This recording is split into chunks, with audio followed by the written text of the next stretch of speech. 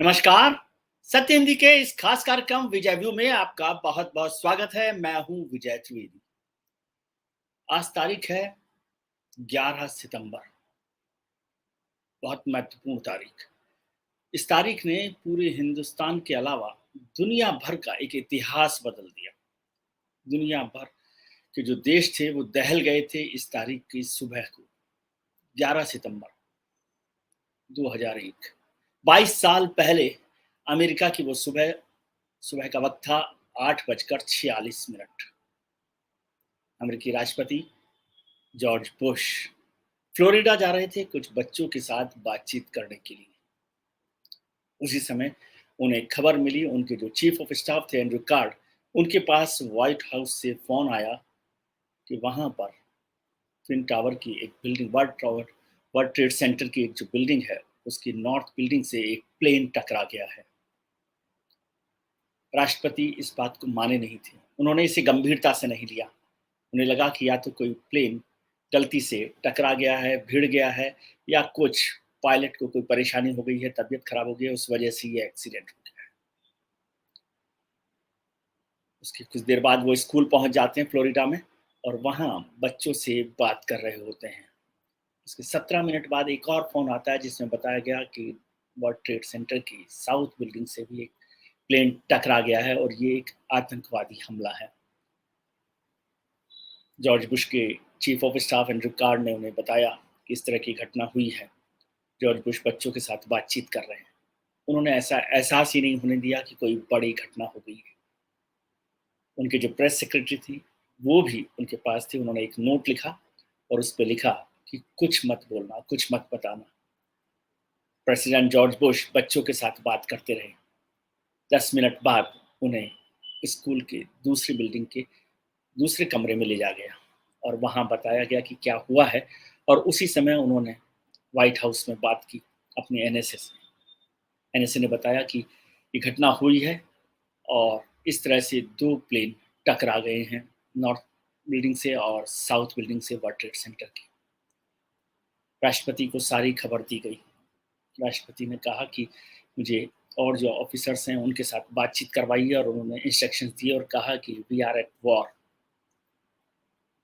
थोड़ी देर बाद वो बाहर आए और उस कैंपस के बाहर से उन्होंने प्रेस को और यूएस को यानी अमेरिका को संबोधित किया और कहा कि वी आर एट वॉर, एक आतंकवादी हमला हो गया है और सबको सतर्क रहने की जरूरत है। उनका गुस्सा उस समय साफ दिखाई दे रहा था जॉर्ज बुश का।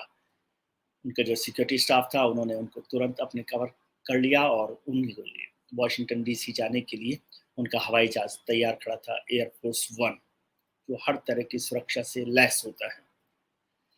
राष्ट्रपति जॉर्ज बुश को एयरफोर्स वन में लाया गया। राष्ट्रपति जॉर्ज बुश उसी प्लेन से वहां पर वाशिंगटन डीसी में व्हाइट हाउस में अपने अधिकारियों से बात कर रहे थे। उन्होंने उपराष्ट्रपति से भी बात की।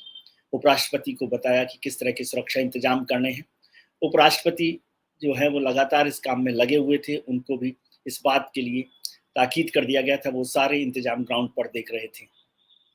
राष्ट्रपति जॉर्ज बुश ने कहा कि उन्हें तुरंत व्हाइट हाउस ले जाया जाए, लेकिन जो वहाँ उनका सिक्योरिटी स्टाफ था, सीक्रेट एजेंसी थी, उन्होंने उनके लिए मना कर दिया कि उनको नहीं उतारा जा सकता क्योंकि खतरा है। और ये भी आशंका जताई गई कि 10 और प्लेन हाईजैक हो गए हैं जो कहीं भी खतरा बन सकते हैं, कहीं भी उतर सकते हैं, कहीं भी टकरा सकते हैं। तो जॉर्ज बुश का हवाई जहाज हवा में उड़ रहा था। 3 घंटे 10 मिनट तक जॉर्ज बुश हवाई जहाज में उड़ते रहे क्योंकि ये खतरा था कि वो जमीन पर कहीं पहुंचेंगे तो कोई खतरा हो सकता है। उसी समय राष्ट्रपति की ओर से आदेश दिया गया कि इमरजेंसी जैसा माहौल बनाया गया और कहा गया कि कंटिन्यूटी ऑफ द गवर्नमेंट रहेगी, यानी ये सरकार अब सारे फैसले लेगी और कोई भी खतरा जो हो उसके लिए ये सरकार का आदेश को माना जाएगा। राष्ट्रपति जॉर्ज बुश का हवाई जहाज आसमान में उड़ रहा था, अमेरिका के आसमान में उड़ रहा था, लेकिन उनकी तरफ से आदेश दिया गया कि अमेरिका के आसमान में अब कोई हवाई जहाज इस वक्त नहीं उड़ेगा। और उस वक्त जो कि अमेरिका दुनिया के सबसे व्यस्त एयर ट्रैफिक वाले आसमान में से है, वहां से 4,500 हवाई जहाजों को और एयरक्राफ्ट को उतार लिया गया, लैंड कर दिया गया। 10,000 से ज्यादा पैसेंजर्स एयरपोर्ट पे फंस गए, लेकिन कोई भी हवाई जहाज आसमान में नहीं था। सबको उतार लिया गया। इसके साथ-साथ ये भी आदेश दिया गया कि यदि कोई हवाई जहाज़ इस वक़्त भी आसमान में रहेगा तो उसे मिसाइल से उड़ा दिया जाएगा। 3 घंटे से ज़्यादा का वक़्त बीत गया था। उपराष्ट्रपति ग्राउंड पर बैठकर सारी चीज़ों को देख रहे थे, समझ रहे थे, आदेश दे रहे थे और जॉर्ज बुश आसमान से आवाज़ दे रहे थे, आदेश दे रहे थे, दिशा-निर्देश दे रहे थे। पूरा दुनिया में तहलका-सा हो गया था। मैं उस वक़्त एनडीटीवी में था एक चैनल में और शाम के 7 बज रहे थे। हम लोग अपना प्राइम टाइम बुलेटिन करने वाले थे और वो चित्र, वो तस्वीरें सामने आ रही थी जब ट्विन टावर पर एक जहाज़ टकराया। हम लोगों को भी उस वक़्त समझ नहीं आ रहा था। फिर दूसरे ट्विन टावर की बिल्डिंग से, साउथ बिल्डिंग से दूसरा जहाज़ टकराया। उसके काफ़ी देर बाद ये खबर समझ में आई कि वहाँ पर आतंकवादी हमला हो गया। पूरी दुनिया में तहलका मच गया था। उस दौरान 3000 से ज़्यादा लोगों की मौत हुई थी उस दुर्घटना में, उस आतंकवादी घटना में जिसमें वर्ल्ड ट्रेड टावर की दोनों बिल्डिंग्स को हवाई जहाज से टकराकर उड़ा दिया गया था। आग, धुआं, धमाकों की आवाज़ वहाँ पर आ रही थी। अफरा-तफरी मची हुई थी। लोग भाग रहे थे इधर-उधर और सरकारें देश भर, दुनिया भर के जो देश थे, वो भी अपने-अपने सुरक्षा इंतजामों को देखने में लगे हुए थे। ये पहली बड़ी घटना थी आतंकवाद की लेकर। उस पर अमेरिका ने बहुत सख्ती से बात की थी। अमेरिका को तब तक उनकी सिक्योरिटी एजेंसीज़ को, सीक्रेट सर्विस को समझ आ गया था कि ये घटना जो है अल-कायदा ने अंजाम की है। अल-कायदा को इस हमले के पीछे माना गया था। लेकिन अल-कायदा के जो चीफ थे ओसामा बिन लादेन, उसने इस घटना से इनकार कर दिया कि इस सरगना ओसामा बिन लादेन ने इस घटना में शामिल होने से इनकार कर दिया, उनका हाथ होने से इनकार कर दिया था। लेकिन अमेरिका को लग रहा था कि ये घटना बहुत बड़ी है और जो ओसामा बिन लादेन है और उनका जो संगठन है अल-कायदा, वो इसके पीछे शामिल है। लगातार इस पर जाँच होती रही, दुनिया भर में इस पे तकरार होती रही, तकरीरें होती रही। फिर 2004 में जब अमेरिका में राष्ट्रपति चुनाव होने वाले थे, उससे कुछ दिनों पहले ओसामा बिन लादेन ने एक वीडियो जारी करके इस हमले की ज़िम्मेदारी ली कि अल-कायदा ने किया और उसने कारण भी बताया कि किन-किन वजहों की वजह से क्या नाराज़गी थी कि मिडल ईस्ट में अमेरिका का दखल क्या था, इज़राइल और फ़िलिस्तीन के बीच के संकट में अमेरिका का दखल क्या था। ऐसे बहुत सारे कारण, लीबिया का भी एक कारण उसमें बताया गया और बताया गया कि किस तरह से अमेरिका से वो अल-कायदा नाराज़ है और उन्होंने इस संगठन में ओसामा बिन लादेन ने इसकी ज़िम्मेदारी ले ली। अमेरिका उसके पीछे लगा हुआ था। वक़्त निकलता गया, लोग त हैरान थे कि अमेरिका जैसा शक्तिशाली देश, एक तो वहाँ पर आतंकवादी हमला हो जाए और दूसरा उसका जो आरोपी है वो पकड़ा नहीं जाए। लेकिन अमेरिका ने चुप नहीं बैठना तय किया था। अमेरिका खोज कर रहा था। वक़्त आया 2 मई 2011, राष्ट्रपति बदल चुके थे। राष्ट्रपति थे अमेरिका में बराक ओबामा और उस दिन खबर आई कि पाकिस्तान के एबटाबाद में ओसामा बिन लादेन यानी अल-कायदा के हेड को, चीफ को मार गिराया है। उसके घर से वहाँ पर मार गिराया गया और उसको उठाकर अमेरिकी सेना और जो अमेरिकी की सीक्रेट सर्विस थी, उसने उठा लिया और वहाँ से उसको दफन किया गया। बराक ओबामा इस पूरे ऑपरेशन को देख रहे थे। उसके बाद पूरी दुनिया में आतंकवाद को लेकर एक तस्वीर बदल गई। 2001 से किस तरह से आतंकवाद से लड़ा जाए, इस पर दुनिया एक होने लगी। यहाँ पर मैं आपको एक बात का ज़िक्र करना चाहता हूँ कि भारत जो है, लंबे समय से ये बात कर रहा था। उस वक़्त अटल बिहारी वाजपेयी प्रधानमंत्री थे। अटल बिहारी वाजपेयी दुनिया के जहाँ भी देशों में जाते, वहाँ कहते थे कि आतंकवाद एक ऐसी बीमारी है, ऐसी तकलीफ है जो सारी दुनिया के लिए बराबर है और उस पर सबको एक साथ साझी लड़ाई लड़नी होगी। लेकिन तब अमेरिका और जो वेस्टर्न कंट्रीज़ थे, यूरोपीय देश थे, वो इसे लॉ एंड ऑर्डर का मामला मानते थे और भारत को कहते थे कि ये आपका लॉ एंड ऑर्डर का मामला, आप इससे निपटिए। लेकिन 2001 की घटना ने पूरी दुनिया को हिला दिया और अमेरिका सहित यूरोपीय देशों को, वेस्टर्न कंट्रीज़ को समझ में आया कि आतंकवाद सिर्फ़ एक माफ़ कीजिए, लॉ एंड ऑर्डर की घटना नहीं है। उसी साल 2001 में ही भारत में भी पार्लियामेंट पर हमला हुआ था। हालाँकि उसमें उस तरह से कोई मौत नहीं हुई थी, लेकिन ट्विन टावर में 3000 से ज़्यादा लोग मारे गए थे। बच्चे, महिलाएँ, काम करने वाले लोग, कामकाजी लोग, तब सब कुछ हुआ था। तब से आज तक 22 साल से दुनिया भर के अलग-अलग देशों में आतंकवादी घटनाएँ बढ़ती गई। सब लोग एक हो रहे हैं। आतंकवाद के खिलाफ लड़ाई लड़ने की कोशिश की जा रही है, लेकिन आतंकवाद थम नहीं रहा। उन देशों को भी अब समझ आने लगा है जो आतंकवाद के लोगों को पाल रहे थे, जो आतंकवादी संगठनों को मदद कर रहे थे, उनको भी अब समझ में आने लगा है, क्योंकि वो भी इसके शिकार होने लगे हैं और आतंकवाद पर लगातार दुनिया एक होने लगी है।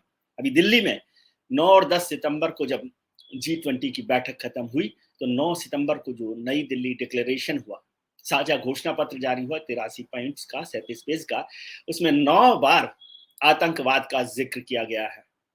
प्रधानमंत्री नरेंद्र मोदी ने इस बात पर जोर दिया कि आतंकवाद के लिए साझी लड़ाई लड़नी पड़ेगी और आतंकवाद का साथ देने से किसी का कोई फायदा होने वाला नहीं है। इस पे साझी लड़ाई को लेकर सहमति बनाई गई है। लेकिन क्या होगा? हम ऐसे देशों के नाम जानते हैं, हमारे पड़ोसी देशों समेत, जो लोग आतंकवाद को बढ़ावा दे रहे हैं। भारत सबसे बड़ा आतंकवाद का पीड़ित रहा है।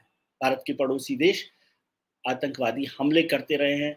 बॉर्डर पार आतंकवाद जो है, क्रॉस बॉर्डर टेररिज्म का सबसे बड़ा शिकार हिंदुस्तान रहा है। लेकिन दुनिया में बहुत सारे लोग अब भी इसको मानने को तैयार नहीं है।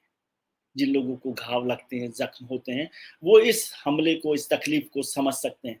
लेकिन अभी पूरी दुनिया को इस तकलीफ को समझने की जरूरत है। ये सिर्फ कहानी, मैंने आपको कहानी सुनाने के लिए नहीं बताई कि अमेरिका में कैसे हुआ। अमेरिका दुनिया का सबसे ताकतवर देश। जॉर्ज बुश उस वक्त सबसे ताकतवर राष्ट्रपति माने जाते थे, जो समझते थे कि अमेरिका में कोई घुस भी नहीं सकता है, कोई परिंदा पर नहीं मार सकता, कोई आतंकवादी हमला नहीं हो सकता। और वहां दुनिया के सबसे बड़े twin tower, world trade centre पर एक के बाद एक 2 हवाई जहाजों ने टक्कर। उसके साथ साथ 2 और घटनाएं हुई थी, 2 और हवाई जहाजों ने पेंटागन पर भी और एक और जगह पर हमला किया था। सीक्रेट एजेंसी ने कहा था कि 10 हवाई जहाज, 10 प्लेन हाईजैक हो गए। आप समझ सकते हैं कि आतंकवादियों की जड़ें कितनी मजबूत है, कितने ताकतवर संगठन है कि अमेरिका जैसे देश में वो इतना बड़ा हमला कर सकते हैं। तो ये लड़ाई अकेले नहीं लड़ी जा सकती, इसको साझी लड़ाई समझना होगा, साझा हमला समझना होगा। अब भी बहुत सारे मुल्कों को समझ नहीं आ रहा, बल्कि मुल्क की बात छोड़िए, हमारे यहाँ भी कुछ लोग हैं जो आतंकवादियों को पनाह देते हैं या आतंकवादियों के साथ नरमी बरतने की बात करते हैं। बहुत बार ऐसा भी होता है, कई बार इस बात को लेकर आलोचना भी हुई कि हमारे जो मानववादी या संगठन होते हैं, सिविल राइट्स वाले, ह्यूमन राइट्स वाले, वो भी इस बात की आलोचना करते हैं कि आतंकवादियों के साथ थोड़ी नरमी बरती जाए। बहुत सी घटनाएं होती हैं। मैं इस विवाद में नहीं जाना चाहता कि आतंकवादियों के साथ क्या होना चाहिए, लेकिन आतंकवाद के खिलाफ एक साझी लड़ाई की जरूरत है। 9/11 2001, याद रखिए उस कहानी को। देखते देखते वो सुबह, इतनी काली सुबह थी अमेरिका की कि दुनिया में ऐसी काली सुबह कभी नहीं।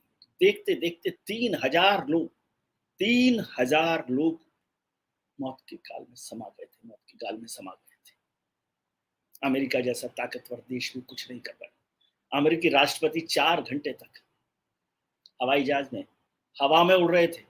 उपराष्ट्रपति बंकर में बैठे हुए थे, वो बंकर जो 1000 फीट नीचे बना हुआ था उपराष्ट्रपति के लिए।